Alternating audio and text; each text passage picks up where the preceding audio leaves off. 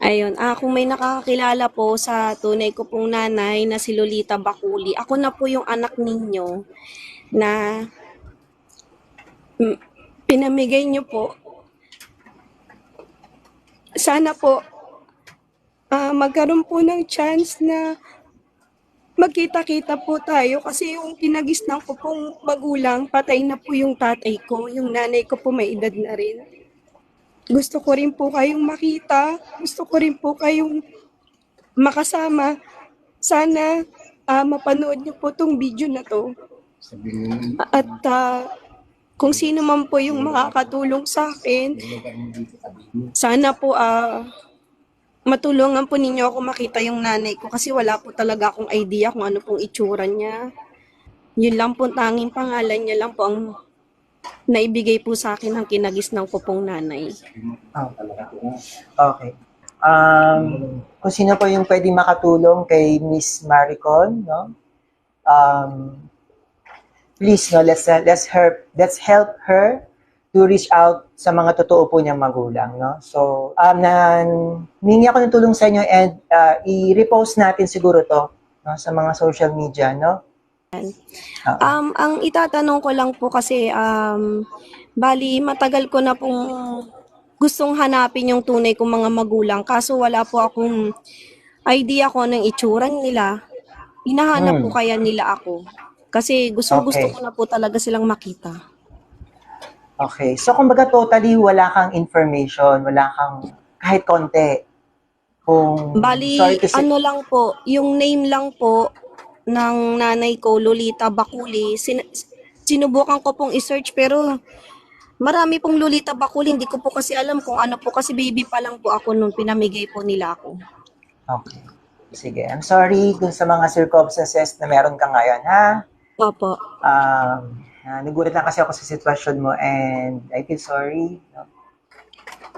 It's not easy, no, maging ganyan yung pinagdadaanan mo, no?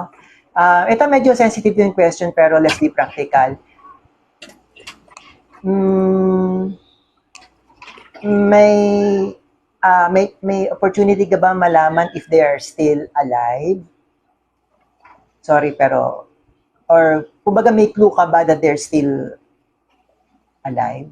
Sa totoo lang po, wala po eh. Wala din, no? Okay. Opo. Pasensya ka na sa tanong na yun, ha? Kasi Opo. kumbaga parang kailangan lang natin i-rule out yun. So, kung totally wala kang idea,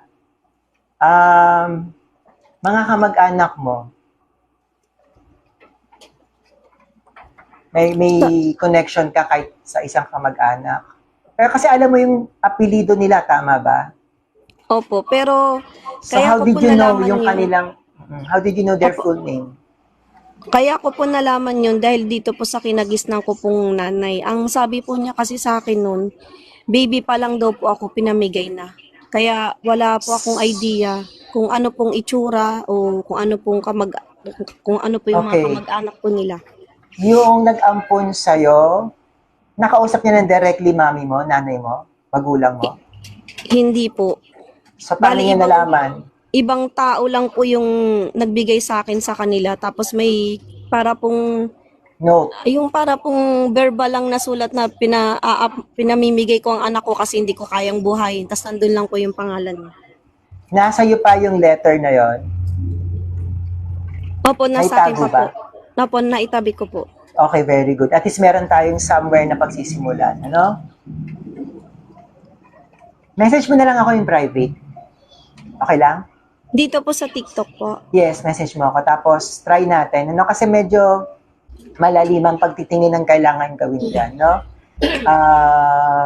Wala namang problema yon, for free. Opo. No? So, okay lang yun. Ano? Salamat Okay? po. Sorry din You're po welcome. kasi. Opo. Oo. Pero I understand na it's not easy. Pero sige, message mo ako, tapos dun tayo magsisimula kung paano natin ba gagawin yan, no? Pero ano ha, publicly, no expectations. I'm just going to try my best para makatulong, ha? Opo. Okay? Ano pangalan mo ulit? Maricon. Sige. Opo, palayaw ko po. Tunay ko pong name Maria Kasi Concepcion. madam, no guys, ipapost ko sa YouTube ko tong video na to, tong replay. Kung gusto mo, manawagan ka ngayon kasi ipopost ko siya sa YouTube. Baka makatulong din yun eh. No? Gusto mo ba? So, bagitin mo yung pangalan niya, tapos, siguro kahit kita naman yung mukha mo dito, no? Opo. Kung okay lang sa'yo, go ahead. Ipopost ko naman to sa YouTube. Sige po. Okay, go.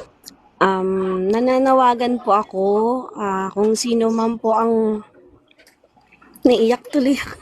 Go ahead, it's okay.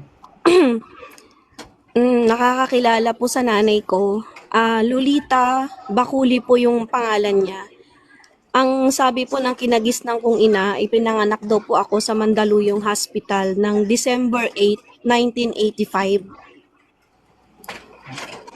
Okay. Tapos meron po siyang binigay na sulat na hinahabilin po niya ako kung sino raw po ang gustong mag-alaga o mag-ampon.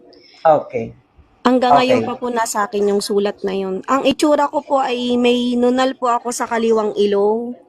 Ang height Gusto ko mo po, magpa-video? sige po. Wag masyadong maraming details, no? Lalo na pag very private information, address, ganyan. Apo. Wag masyado. Ayun Sige, po. kaya pakita ka na lang ng... Yan, sige. Hello po. Ayun, kung may nakakakilala po sa tunay ko pong nanay na si Lolita Bakuli, ako na po yung anak ninyo na pinamigay niyo po.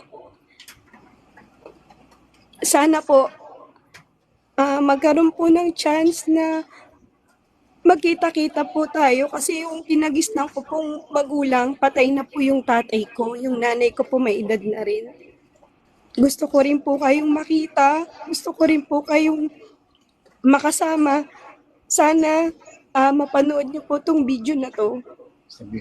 At kung sino man po yung makakatulong sa akin, sana po matulungan po ninyo ako makita yung nanay ko kasi wala po talaga akong idea kung ano pong itsura niya. Yun lang po, tanging pangalan niya lang po ang naibigay po sa akin ng kinagisnan ko pong nanay. Okay. Kung sino po yung pwede makatulong kay Miss Maricon, no? Please, no, let's help her to reach out sa mga totoo po niyang magulang, no? So, i-repost ko po ito sa YouTube, dito sa TikTok. Mingi ako ng tulong sa inyo and i-repost natin siguro to, no, sa mga social media, no? Para makatulong po kay Madam. Ha? Maraming salamat po sa kabutihan po ng puso. Salamat. Pero maraming salamat po sa kabutihan ng puso ninyo na sa mga tutulong sa pag-spread ng video na para po sa kanya. No? Sige, Mas Maricon, okay? Walang ano man nun, basta mag-message ka sa akin, tapos tignan natin yung pwede nating magawa sa through spiritual means, ha? Through psychic reading, no? So, try natin, pero no expectations, ha? And, ayun.